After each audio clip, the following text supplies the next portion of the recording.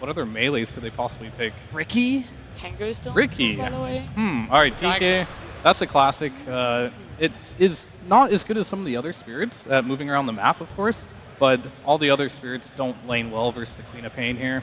Very, very scary tempo here from the side of Gaming Gladiators. If this is the first time you watch Klinks this patch, by the way, don't be fooled. It does look like when he shoots tar bombs that he has this like huge cone.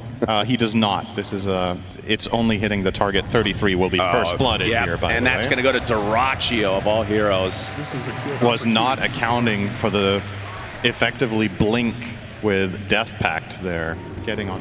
As Mickey already making a quick rotation to the top lane. Dyrachyo completely out of mana. You're going to see the leech seed on top of him as well.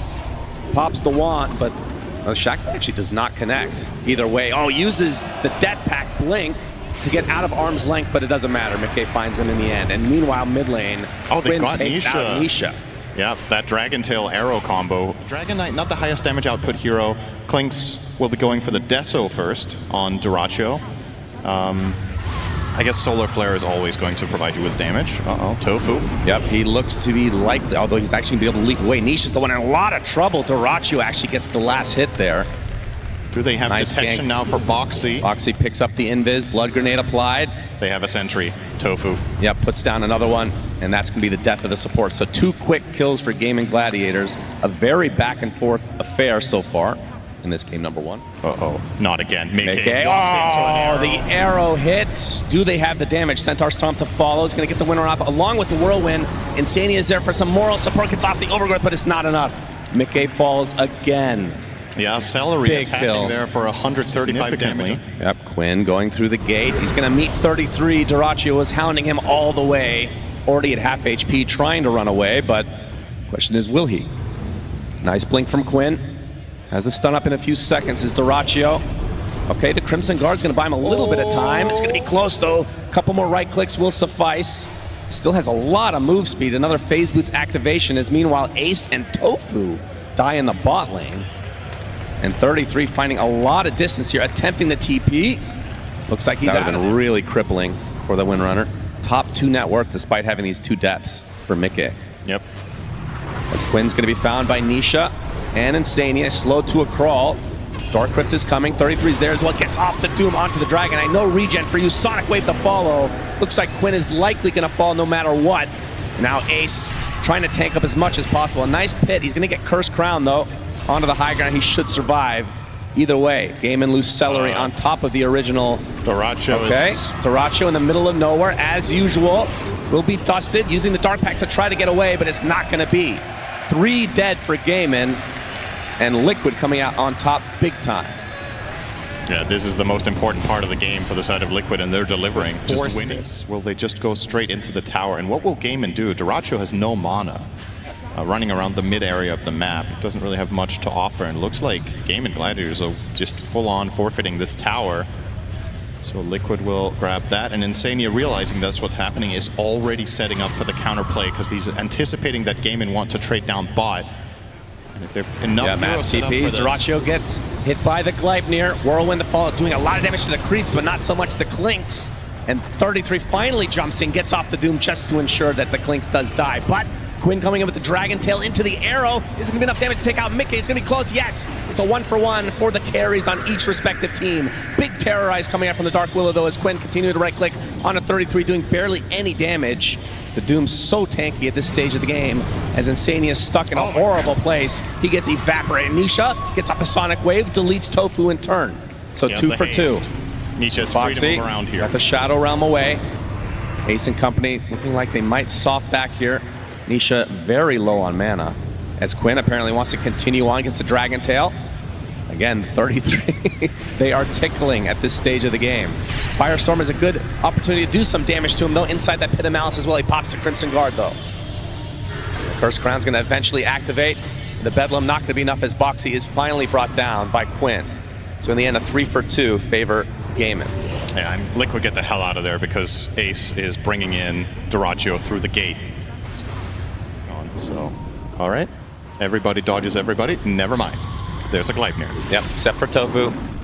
Does get one leap off, and the Hand of God. Wow, they actually Hand of God. Yeah, that is one important ult down now. That was a completely hopeless situation. He had 0 leaps left. He was never getting out of that one. But 33, Doom initiation. Nisha gonna Shadow Strike to slow this Underlord to a crawl. This is eventually gonna be the kill, going the way of Liquid. yep. So Liquid really on top of things in this game number 1. And the Gleipnir now with the Whirlwind to follow. Mickey with the help of Boxy will take out Celery as well. So 3 dead. Damn, they're just bleeding out. They have the Aegis, they have the advantage, and Liquid are just picking them apart one by one and across multiple lanes. They'll now get the bottom tier 1 and the mid tier 2. Talk about a power play with a disadvantage. This was not what I think many people would have expected in this game state. When GAIMIN gets the Aegis, you smoke move, unsuccessful. They do place down a very nice aggressive ward in that bottom half of the map. They actually, as a matter of fact, have 2 down there. So if Liquid were to go down there and farm, get a good punish, they'll try 33. Dragon Tail, arrows coming for him as well. Do they have the damage to actually rip through him? The big Terrorize, though, to try to counteract this. Mickey with the BKB and the Whirlwind as well. The Doom applied to the Underlord, trying to run away. Mickey's the one getting deleted, though. Has to be really careful. Will eventually back away, just barely living. As Nisha gets off a Sonic Wave onto 2, already deleted Ace to start this fight out. Overgoat's gonna hold him in place for Nisha, try and reset. Dyrachyo kind of stuck in no man's land. Will use his ability to be able to blink away, but not far enough it seems. Trying to take out Mickey, the very edge of this fight. He finally gets taken out by Quinn, but it's gonna cost Dyrachyo his life. It's a 2 for 2. That's 2 cores for GAIMIN Gladiators down. Yeah, GAIMIN will try to pursue though. Yep, Arrow. Quinn continuing on. The arrow is going to hit thanks to the Dragon Tail as well. Boxy coming in with the Bedlam, trying to take up as much damage as he can. Nisha getting off the Shivas is Celery attempting to run away. They're going to lose Boxy though on the Liquid side. Nisha very low on mana, but he's going to continue to pursue as Celery falls. They are using so many resources. And these fights are so close. Insanely close. Oh! No! The Aghanim Scepter puts the end to Tofu. Wait, was that Quinn actually killing him? Did I see that right? Did that one come from? Honestly, with how close these fights have been so far, it really depends on who gets the right angle. Both teams have tons of potential. A really good pit can cause a devastating opener for the side of GAIMIN. On the other side, Overgrowth, Terrorize, really big spells. Even a Key Shackle Shot, which is a spell I feel like we've barely seen this game. Oh, Nisha on the cliff. He gets some vision, but they have vision as well. Whirlwind doing a lot of damage. Ace trying to get the hell out of there, but the damage is applied to Mickey. The Doom onto the Dragon Knight. 33 is the one actually being evaporated despite being the tankiest hero in this game. But GAIMIN Gladiators, they lose Quinn. In trade is the Doom. It's already a 4 for 1, and only Dyrachyo living through the day. Looks like he'll eventually be fine. But this fight not going the way that GAIMIN were thinking initially. This is one of those things where, you know, you haven't really used this item very much, probably, as a player in the last bit of time. Gotta keep that. It's like an extra mental note you need to keep in check, and these fights are very fast and very chaotic. Nisha pushing out the wave. He has Aegis, so risk reward here. Okay. Oh, they're actually going to try to jump Quinn, but he finds the distance. Although 33 going in really deep against the Doom and the Sonic Wave onto this Dragon Knight. Quinn is dead. Does not have the buyback whatsoever, as Mickey taking a decent brunt of the damage, but Ace, he's taken out in his own base as Mickey! well. Oh, the Mickey eventually falls. 80 Oh. seconds of no winner. That's actually so big. If he doesn't die there, they could probably continue this push. I don't know if they can now. Yeah. Maybe they still can. I mean, Nisha has 2 lives, and he is the strongest hero in the game, arguably. Yeah, a minute and a half on this Aegis. But no DK, no Underlord. Pretty huge for your defense here if you're GAIMIN. As Nisha's going to jump in. Look at the damage onto the Chen, but the arrow is going to connect. Again, there's 2 lives on this Quap. Terrorize comes out as Nisha wants to finish the job. Godlike for him. Deletes Celery. The buildings, though, not going down quite as fast, SyndereN. Yeah, their lineup is not good at pushing, just flat out. Even if Mickey, I mean, if Mickey's alive, they're obviously much better, but doesn't have focus fire, of course. So they get the tier 3 and will reposition. Another minute on this Aegis. This might be all they get, but it's, I say that It's still before big. it can drop. That's true, actually, yeah. Not this one. Trickster Cloak picked up by Celery, so a little more defensive line for him. The Ancient Guardian on Dyrachyo could become important because, oh, hang on, he gets dusted. Can they reach? 33 trying to go for him. Oh, the BKB comes out from Dyrachyo. Pit of Malice to prevent any further pursuit. Well, although Nisha wants to continue, Sonic Wave applied to only 2. And Quinn will pop the Dragon Form. Nisha going in really deep. He's going to get Dragon Tail. He's going to get 100-0. He's dead. Does have his buyback, though. You can see the Clinks finally goes down, though. Dyrachyo just melts. Buyback comes out immediately from Nisha. Mickey with the big whirlwind doing so much damage. Tofu will TP out, though, as 33 eventually will drop to Quinn. Surely blinks away to ensure the kill. So it's a 3 for 2, I believe, with a buyback coming out from Nisha. Nisha knows that if he were to get killed there, they have to drop absolutely everything on him, and he can buyback TP, so he will rejoin that fight. But a little bit damage will go back into the pit, so we have the good old-fashioned Roche shot for Roche number 3. We have a refresher now on 33. This could have huge implications on this game. Yep. On this fight specifically. Easily has the mana to use it with the Octarine that he bought earlier. Liquid keeping their composure here. This is the vision is everything here. He looks at Quinn. They look at each other. Quinn gets the stun off first, pops the BKB. Sonic Wave onto 2, though. The Doom onto Quinn. He tries to get the high ground. Whirlwind with the Overgrowth combination, just shredding these heroes on Gaming Gladiator's side. Quinn is going to be next because he was doomed at the beginning of the fight. They're going to buy back en masse. But 33, he might be the first to fall for Liquid. He's on the other side of the trees. Tofu eventually, no! He actually lives on Doom some way, somehow. And only one member of GAIMIN alive, and it's the Underlord. And this is a Roche for Liquid. That was completely clean. They offer up the Doom, and as Dragon Knight tries to blink this will be uncontested, of course. Mirana's up in 5 seconds. They even have the banner here, so this wave. Oh, yeah. That's a pretty nice placement. Now the Tier 4s are next for Liquid, trying to take this game number 1 here in the upper bracket finals. Quinn up in 15 seconds. Clinks in 15. They're going to lose at least one Tier 4, maybe both, with the Ancient being fully exposed. We might see a big team fight here. 33 jumps in.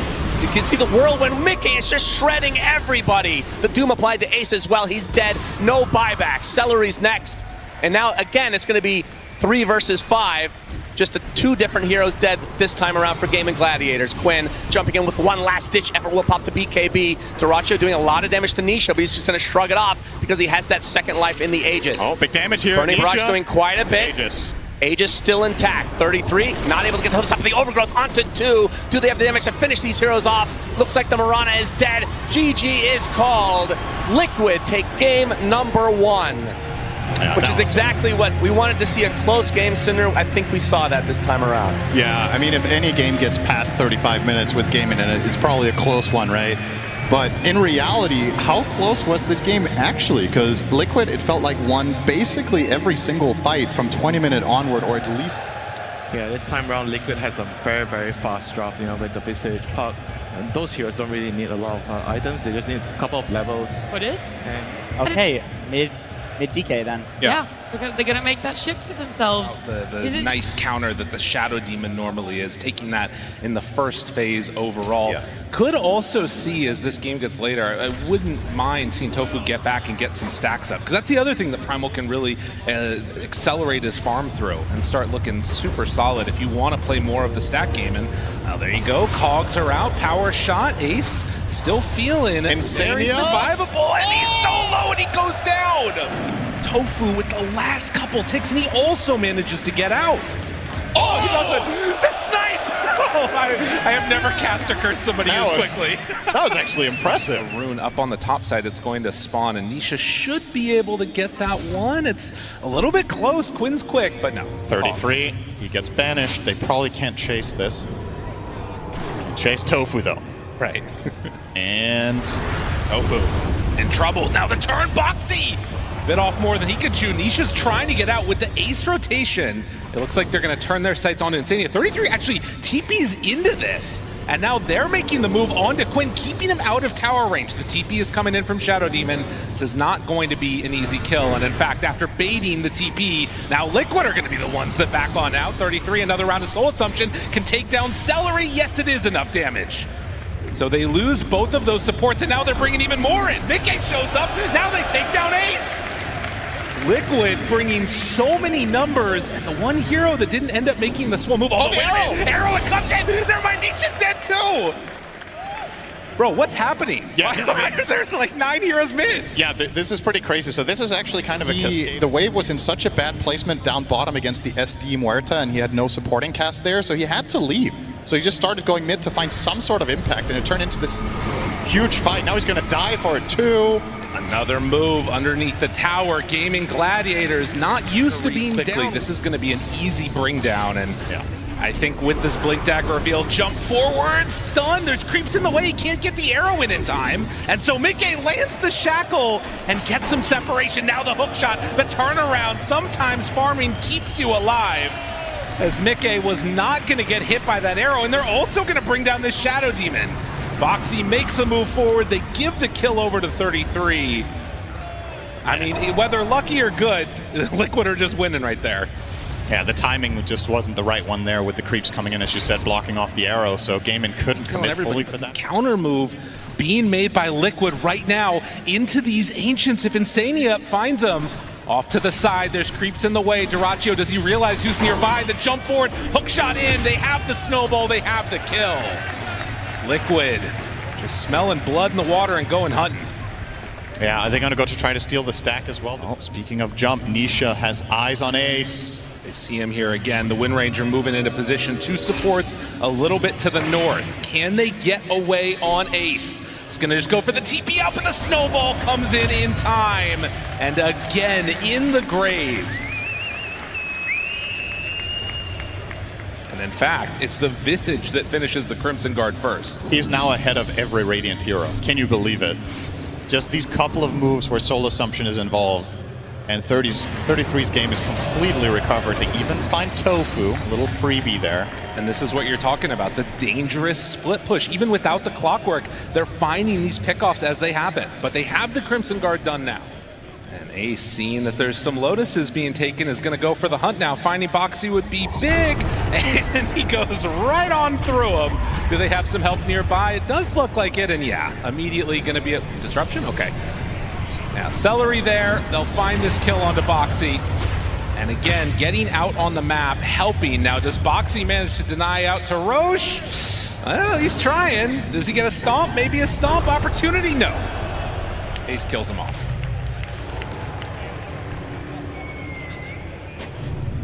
Couple of kills found for GAIMIN now. Mickey is still farming up an absolute storm on this Wind Ranger. Level 16, almost has BKB. Another Dragon Tail. And this is a tough one. Not gonna happen. No chance, and Nisha now shows back up. They're moving in. Power shot, not quite enough. Disruption, Ace moves forward. Crimson Guard mitigating a lot of this damage. Trying to find anybody to jump onto. Dyrachyo trying to stand tall here too, but the magic damage coming through is just a little bit too much, and the hit forward. Quinn not able to save, and now he might be in further trouble as well. And Sadie comes all the way out of nowhere, and the Cogs push back 4 dead. Liquid, they're just looking too good in this series. Yeah, I mean, in reality, how close has this series really been? I mean, that is going to be the question, right? Like, if you're able to mitigate the damage, will Muerta be able to survive long enough to do what they need? Nisha just jumps in and immediately starts to get brought down. He jumped in, he can't get the snowball off. Oh, the calling. Perfect answer to stop that Tusk from saving the puck. Now thinking about going for more. Can they chase down Nisha? Nice This is Gleipnir. a huge gift if GAIMIN can find any more heroes at this point.